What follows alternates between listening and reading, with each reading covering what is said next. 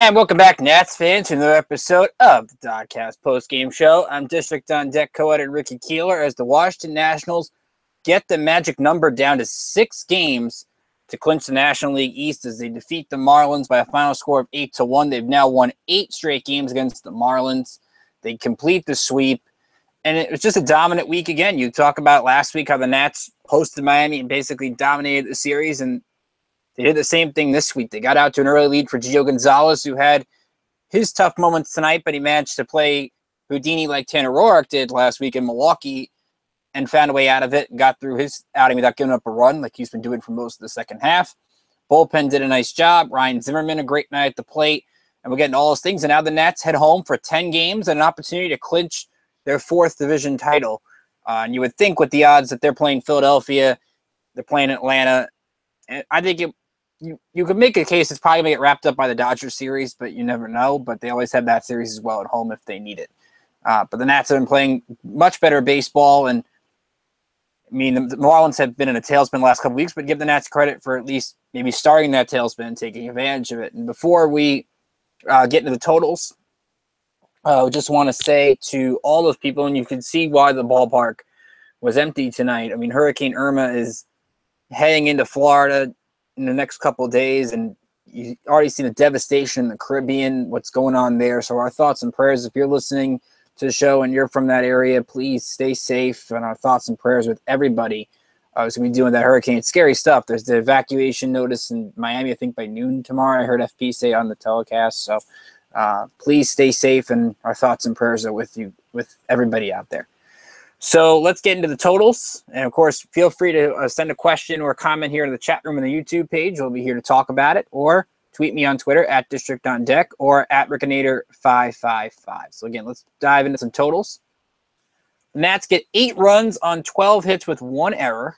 Marlins 1 run on 6 hits, no errors. Gio Gonzalez gets the win, his team-high 14th of the year. It was to 14-6, 5 innings, 3 hits. 4 strikeouts, 3 walks, 101 pitches, only 55 strikes.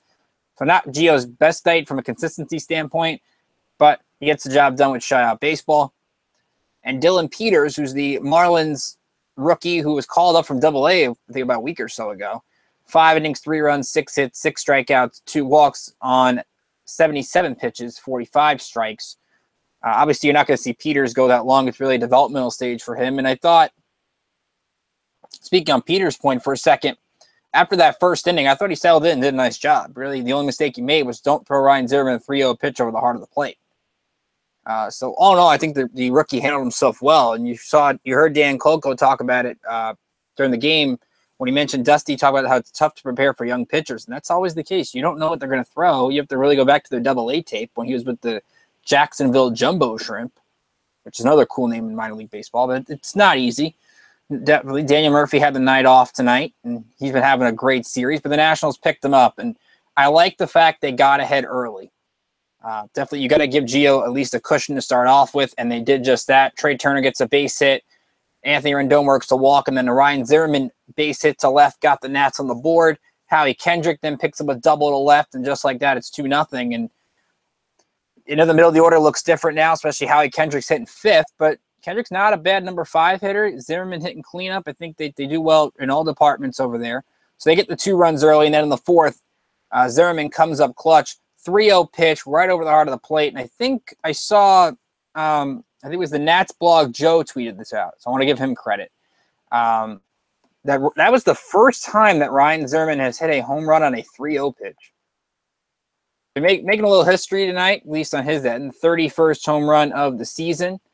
I'm just going to make sure I have that right here real quick. Oh, that's according to the Nats radio. So Charlie and Dave were talking about it on the telecast. I listened to Bob and FP, but Charlie and Dave were talking about it here. That's why if you hear something from the radio or TV or other feed, feel free to share it with us as well. So Zimmerman gets the mammoth home run to right center, and you could tell with the acoustics in the ballpark, the ball just sounded really loud, and it was absolutely crushed. Second deck right center takes a 3-0 lead. And that's really all the Nats needed. From an offensive standpoint, but a lot of good nights from the offense. Michael Taylor, 2 for 3 with a solo shot, his 14th of the season. Zimmerman goes 3 for 5, his first 3-hit game since August 13th. Turner picks up a pair of hits.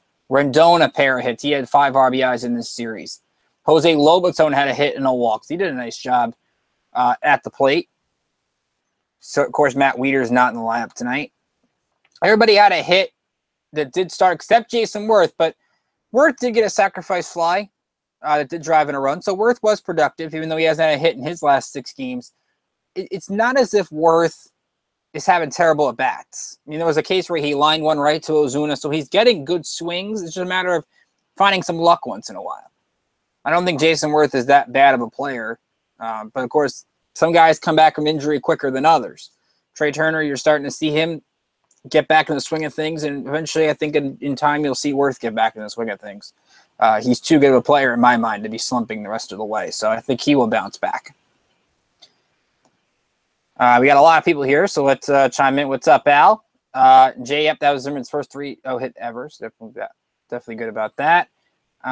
So let us get into Gio Gonzalez. I want to talk about that a little bit.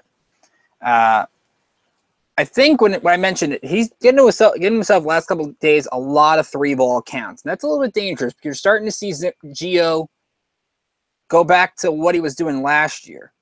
Now, to give him credit, I love what he did in the 4th inning. I think that's the difference between Gio from last year and Gio from this year. He's going to find different ways to get himself out of trouble. He walks Stanton, which is never a bad thing, and the Nats did a heck of a job against Stanton in this series. So hopefully, and who knows, maybe this is the last time they see him in a Marlins uniform. Maybe next year he's wearing another uniform. Who knows?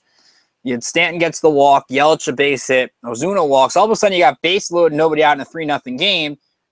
But he gets the line out by Realmuto, great play by Turner, and then Tyler Moore strikes out, Brian Anderson strikes out, and Gio, again, plays with fire, but never really seems to get burned. He's been excellent with men scoring position this year.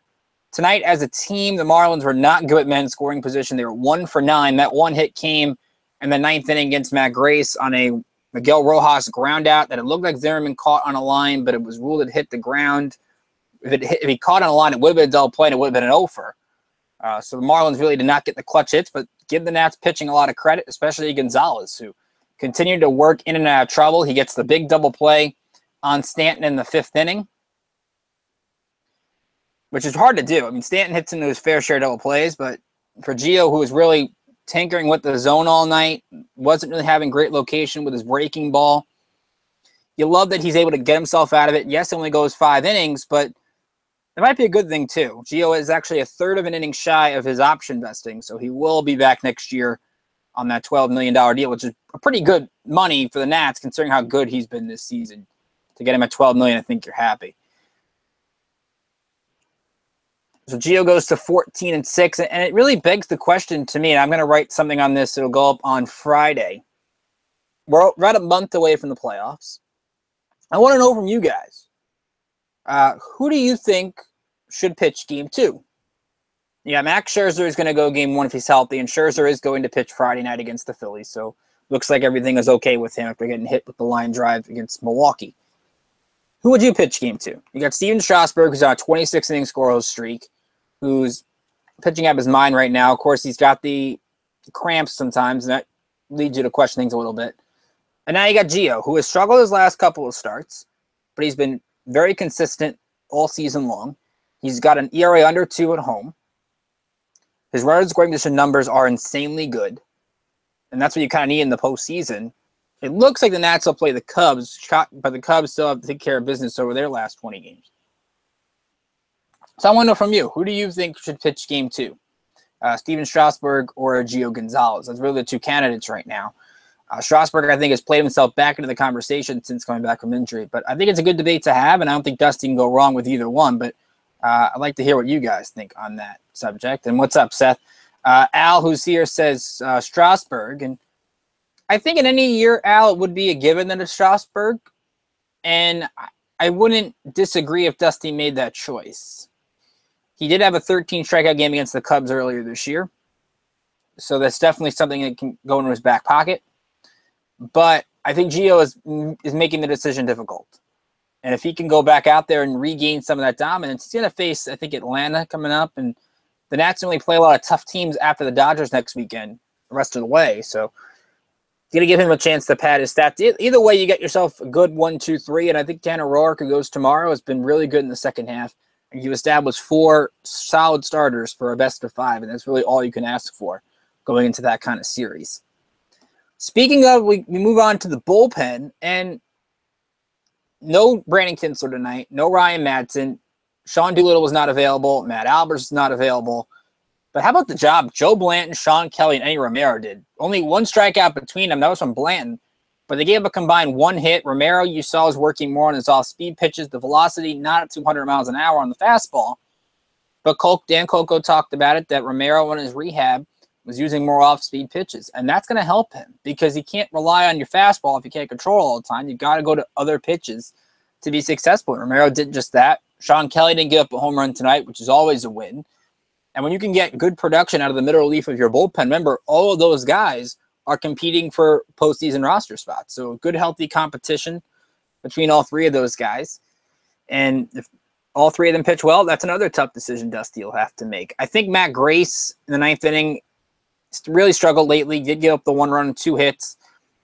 You got to throw strikes, especially when you come in at an 8-0 ball game. He didn't really do that to start against Rio Muto.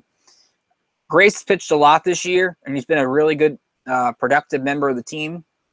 I don't think he's going to make the postseason roster, though. I think the long man's Edwin Jackson, unless he gets hurt. Then you can have the Matt Grace, A.J. Cole conversation. But we're a long way from that, of course. So we have Judo saying, I like the idea of splitting up Max and Strassen's are similar, not basing on performance. I think both have earned it this year. Yep, that's another good point. You could also split up, go righty, lefty, righty. I think that's another good option by you, Judo. Jay Lewis says Blanton and Kelly have been rough this year. Good to see them have a good night. Yeah, absolutely. Sean Kelly especially, it seems like every night he gives them a home run, and good to see him at least maybe get some of that confidence back if he continues to put good outings together. Same with Joe Blanton. I thought a lot of their problems early in the year was just the confidence issue.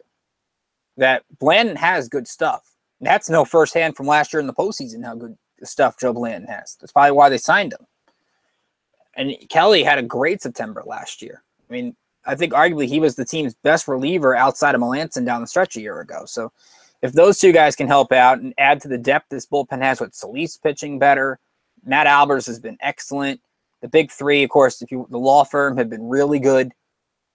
I mean, the depth of the bullpen, which was really a weak point the beginning of the year, is not anymore this year. And Coda Glover did have to he's going to have a second opinion in Texas. Dusty said the news is discouraging on him. Does not sound like Coda's coming back this year.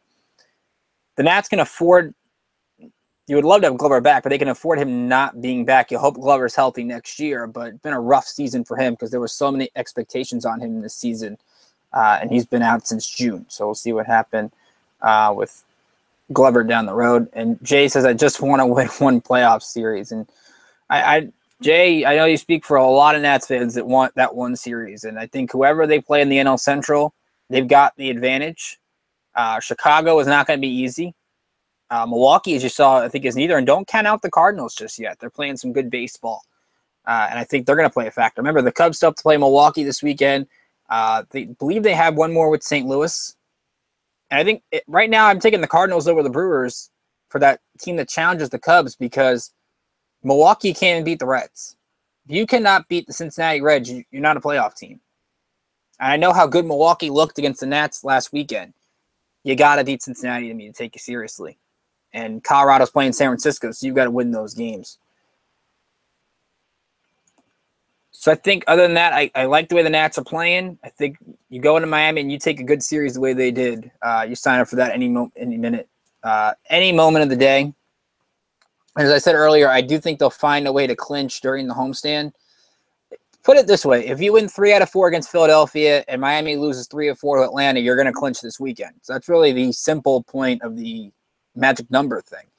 But I do think it will be Atlanta. Now, I had my buddy RK Jr. here on Twitter tweet, it's a toss-up, but I would go Strauss in game 2. Gio gets behind too many hitters for my liking. And that's based on these last 2 starts, that's a good point. You tend to worry about that, especially in a postseason moment. I would say, though, that Gio has come a long way from the pitcher who didn't finish 5 innings against the Dodgers last year. Game 3, remember, he comes in, gives up the home run to Carlos Ruiz. I mean, he's a completely different pitcher from last year. And he's arguably one of the best surprises this team has had this season. Larry Jacobs says, good to see the Nats sweep the Marlins. Yep, I agree with that. Seth says, no, please, Rick, don't let the Cardinals get in. I highly hate the Cardinals. I don't think, Seth, they'll make it there. I still think the Cubs will win the division. But St. Louis, and I love the move they made to get Juan Nicasio. He won't be on the postseason roster, but they get him from Philadelphia, and he's going to be a big help to their bullpen. I don't know why the Pirates even gave him up for nothing, basically, at the waiver deadline. And now he goes to a rival in St. Louis. Pittsburgh's out of it, so I just don't get that whole thing with Nicasio. But the Cardinals got themselves a good reliever there. Let's take a look around the majors. Let's start with what happened in the division. Doubleheader today for the Braves. They lost Game 1 to Texas 12-8. Luis Gohara made his major league debut. Gave up 6 runs on 4 hits over 4 innings, struck out 6 and walked 4. Matt Kemp and Ender Inciarte went deep, but Elvis Andrus had 3 RBIs and a home run. Mike Napoli is 29th of the season. So Texas took Game 1. Game 2 right now, Atlanta leads 5-4 in the top of the 9th inning. Freddie Freeman has a pair of RBIs. He's up to 63 on the season. Nomar Mazara, a 2-run homer in the 3rd, his 18th of the year. He's up to 90 RBIs. The Mets played a rain-shortened game tonight against the Phillies. They won 6-3 in 6 innings. Travis d'Arnaud, a 2-run homer, his 11th of the season.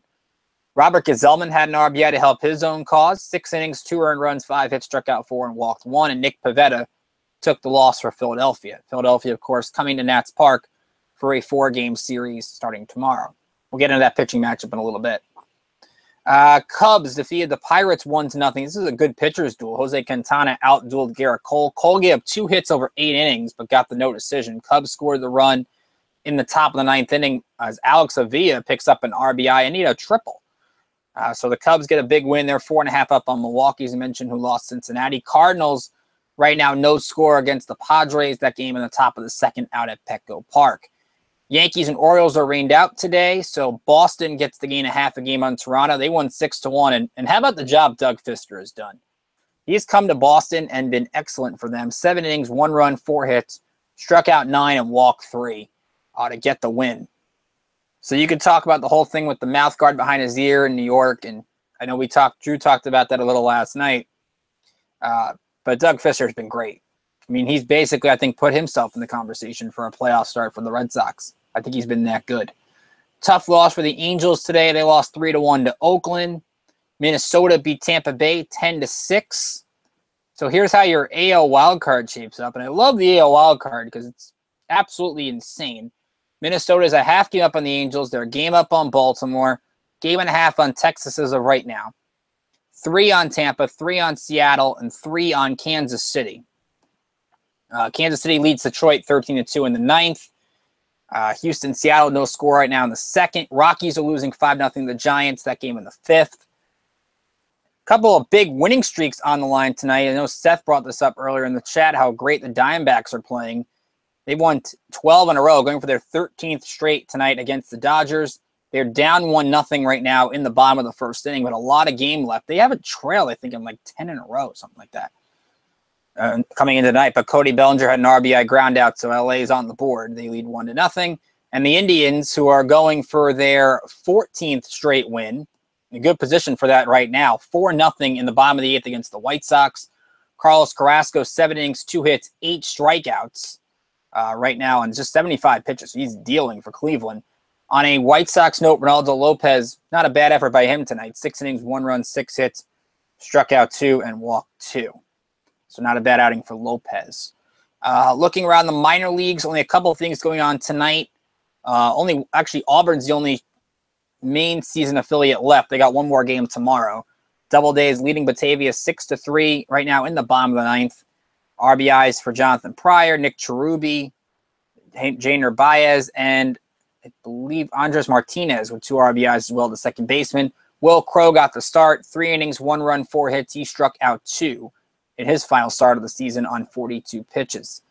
So again, one more game for Auburn tomorrow night, and their season's over. And a sad note today, the GCL Nats, who were in the final game of their championship series against the Yankees, they led 4-3 after the 3rd inning, but the GCL Yanks scored a run in the 9th. The Nats loaded the bases in the bottom of the 9th with a chance to win, but Yasto Antuna struck out swinging, so the GCL Nats lose the championship. Still a good run by them to get to this point. They're one of the best teams in the Gulf Coast League this year. And I wrote about it last week. You got guys like Garcia and Antuna who look really good as middle infielders. Antuna makes a lot of errors, but have to like his progression. Kelvin Gutierrez was rehabbing with them. Juan Soto, he did hurt his hamstring again, so his season's over. Those guys will play instructs in a couple weeks. Of course, they all have to get out of West Palm Beach with Hurricane Irma coming, so they had to move that game up to 10 a.m. this morning. So that's your minor league update. We'll have one more update tomorrow, and then that'll be it. And we love giving you guys these minor league updates, so we want you to know about the prospects too. I know I write about them a lot here on the website, but I think it's been a great teaching tool. So one more minor league update, and that'll be it. Let's take a look at what else we got. Seth says, watch out for Rhys Hopkins tomorrow, and I would agree with that. Hoskins has been excellent. I think I saw a stat today. He's seeing about 4.4 pitches per plate appearance. So Hoskins not only is patient in the plate, he's absolutely crushing the ball. Also, keep an eye on J.P. Crawford, who just came up to the big leagues. He's been playing different positions for the Phillies. He's been playing some third base in the minors before coming up. They have Nick Williams, another young outfielder. So you're seeing a lot of their prospects getting a chance to play. And they have pretty good position players, as you saw with Hoskins. Not everybody's going to do what Rhys Hoskins is doing, but I kind of like what they're doing. If they can just get some arms, and Aaron Nola, Nick Pivetta, those guys are going to help. But still a long way to go for Philadelphia. Larry Jacobs says, I'm really happy for Ryan Zimmerman this season, a rebound year for him. By the way, congrats to Ryan Zimmerman on being nominated for the Roberto Clemente Award. Definitely well-deserved. Go to the Zims Foundation website. It's great things for people dealing with multiple sclerosis. It's a really bad disease, so hopefully the Zim Foundation can keep getting the support that they need. But Zimmerman does great work on the field and off the field, and he deserves to go to a championship, not just for his off-the-field stuff, but he's such a great leader in the clubhouse. So I'm glad he's having this kind of season too. Larry also says would like to see Howie Kendrick back in the Nats uniform next season. I think they're going to have a lot of tough decisions with the bench. I know you guys talked about Adam Lynn last night with that mutual option. Kendrick, to me, makes a lot of sense. If he wants to play and you can get him on a one-year deal, I think you absolutely have to do it. I mean, he can fill a lot of different roles for you, play the outfield, play a little bit of the infield. I could definitely see the Nats trying to bring him back. Maybe another team gives him a little bit more money, but Kendrick may be looking to stay with the winner, so the Nats might be a good fit for him going forward. Let's see what we got here. Larry Jacobs also says, a lot of comments from Larry here. Maybe the Nationals can catch the Dodgers for the best record in baseball. Just saying, you never know. I think they're 7 games out right now. Well, right now the Nats are at 85-54. Dodgers are 92-46. So if the Dodgers do lose tonight, it would be 7 games. There is a 3-game series next weekend at Nats Park. I don't think right now that the mindset should be on getting the 1 seed. I think it would be great. I don't see the Dodgers slumping the entire rest of the year. To me, I think you want to get that home field in the first round. That's more important. Right now, the Nats have a 9-game lead on the Cubs with about 23 to go. So I think the 2 seed is pretty much all but locked up. So Nats, after they clinch the division, really aren't going to have much to play for. It's going to be a matter of getting everybody back in rhythm. Hopefully Bryce Harper comes back and everybody gets in a good frame of mind for the postseason. They're going to start setting up your rotation. Maybe you go 6-man another time through to help that out. But really, after they clinch, there's not going to be many meaningful games left outside of that Dodgers series next weekend, which I don't think Kershaw is pitching in that series as of right now. So maybe the Nats can do some damage against LA with Kershaw not pitching. And yet, he is making a bold prediction. I do like bold predictions on that, Seth. And we take all bold predictions. I wouldn't rule it. I mean, you can't rule anything out. It's baseball. We've seen crazy collapse before. I don't see it happening, but Larry, if it ends up happening, you're free to gloat here in the chat room. Jay asked, any news on Harper other than the cornrows? No, none really today. I know you guys talked about the catch and the light running he was doing yesterday. There's nothing new on Harper today. Again, you hope just to get him back for the postseason. I think that's the goal. I think you want to see maybe with a week to go, but he's got a lot more to do before he gets to that point. Again, there's no rehab games left. You're going to maybe have to get him in a lot of simulated games in West Palm, which the Nats did with Daniel Murphy last year. They're going to take it slow with Harper, and I think it's the right thing to do. But I do think they need him for the postseason. They want to win a first-round series. I think he helps big time. I definitely agree with you, Judo. So many great guys in Nats between Zim, Max, Murph, Worth, dude. All of them deserve the nomination, but definitely well deserved for Zim. And I know Mark Zuckerman from Masson tweeted it's the 5th time he's gotten a nomination in his career. So hopefully 5th time's charm, and he wins the award. There's a lot of great candidates around baseball, and it's great that Major League Baseball does this and has an award like that honors the work you do off the field. Because a lot of these guys are great in their communities. I think that's important. And Seth said that the bullpen would turn around in the second half. Of course, none of us saw the big trades that they made between Doolittle, Madsen, and Kinsler, but we give Seth the credit for making that move first, because Rod and I both kind of dismissed it. So we give Seth credit for it. So anytime you make a bold prediction, you're right, you can gloat here. We like to get you involved. So if you have a way to do that and you make a bold prick and you want to brag about it, that's what the chat room's here for as well. So let's get into what's going on tomorrow. Nats are going to 4-game set with the Phillies. Drew's going to be with you tomorrow night. I'll be back with you Friday and Saturday for the Phillies series. Tanner Roark gets the ball for the Nats. Roark 11-9 with a 4.48, and he goes up against Aaron Nola for the Phillies. Nola 10-10 with a 3.72 ERA. And let's start with Tanner Roark, who has been really good in the second half of the season. Last start against the Brewers, he didn't get the win, but I think he had one of his best games of the season.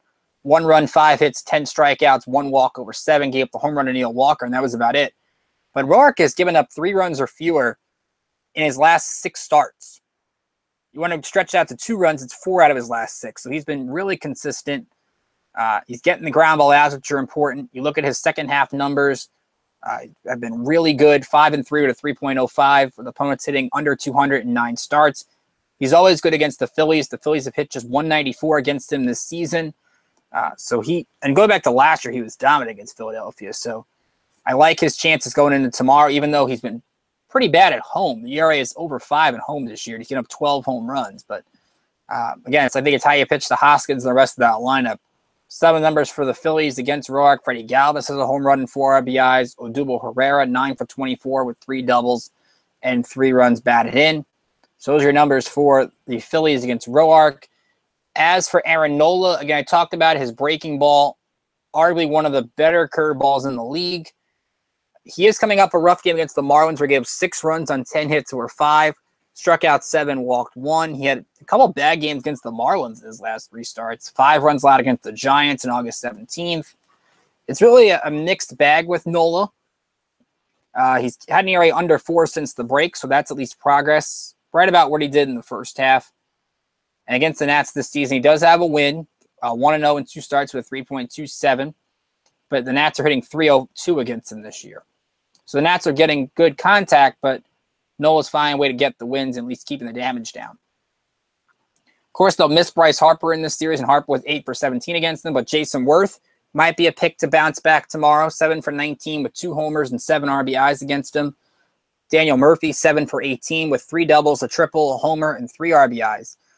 So I'm looking at Murphy and I'm looking at Worth. Those 2 guys in the lineup, I think they're going to have huge games against a 24-year-old right-hander. Nola's going to be key for Philadelphia because he's one of those pitchers they have to build around. They have the hitting, but they don't really have the young pitching that the Mets are building around, but we've seen what happened with the Mets this year. Seth says 18-game lead is the largest in Nats history. I mean, we talk about the cornrows. I'm not against it. I mean, look, whatever Harper wants to do with his hair, let him do what he wants with his hair. I don't really get the big deal over it. I mean, it's his hair in my mind. I'm not in a position to comment on Bryce Harper's hair. I'm not really a big hair. I don't really, as you can tell with my hair, I don't really do a lot of crazy hairstyles with it. But I digress. Let's take a look at what we have up on the site today. We've got a couple articles up.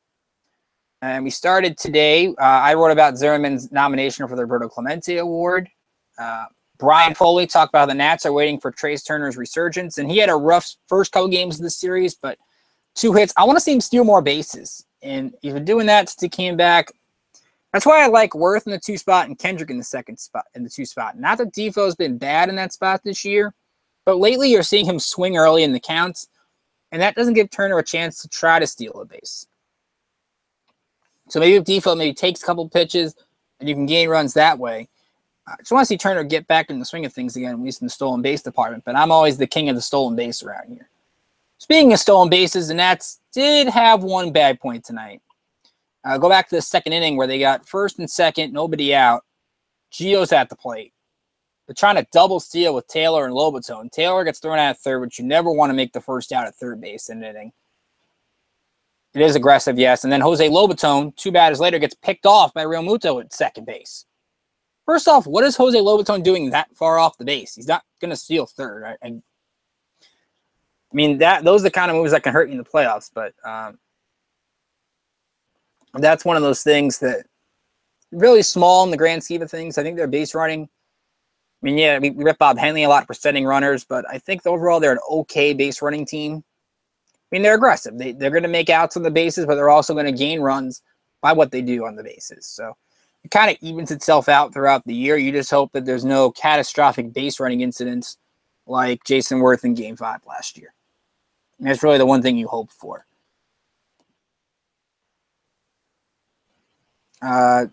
Judo says, I just hope Harper comes back, gets a postseason MVP. Let's see Dodgers fans roast his hair then.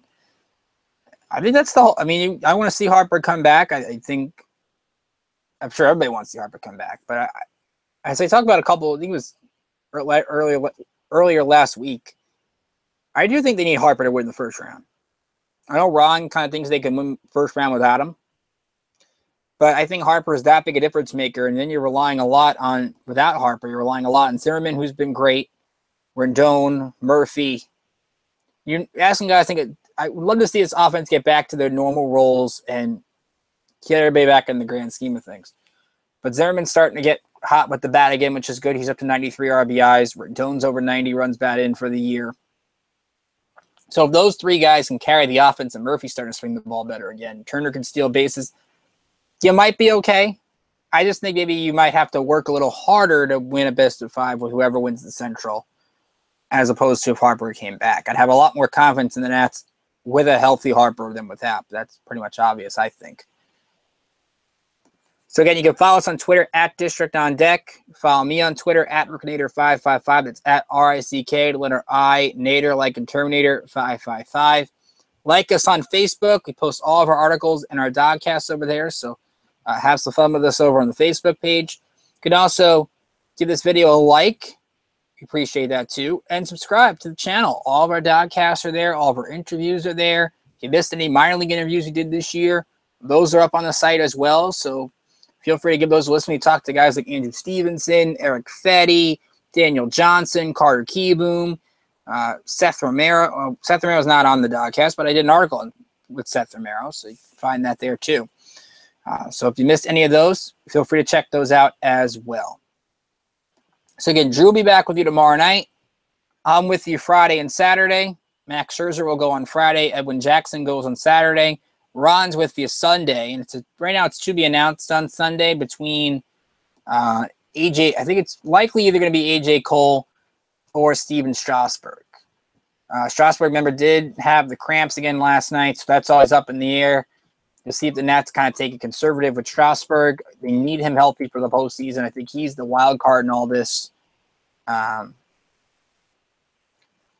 So keep an eye on that. I want to add with Chelsea Jane's tweet. Said Gio said his family is heading out to avoid Irma. Michael Taylor said his mother is weathering the storm in Fort Lauderdale. So again, we talked about it earlier. Not a lot of people at the Marlins game tonight. Normally, the Marlins would take a lot of heat for that, but they can't today, especially with all the devastation heading toward Miami. And we've seen the pictures in the Caribbean. It's scary with what's going on with Hurricane Irma, all those heavy winds and the rain and everything like that. So all of our thoughts and prayers with everybody that's going to deal with Hurricane Irma, and hopefully the storm passes through. I think we're all hoping for that.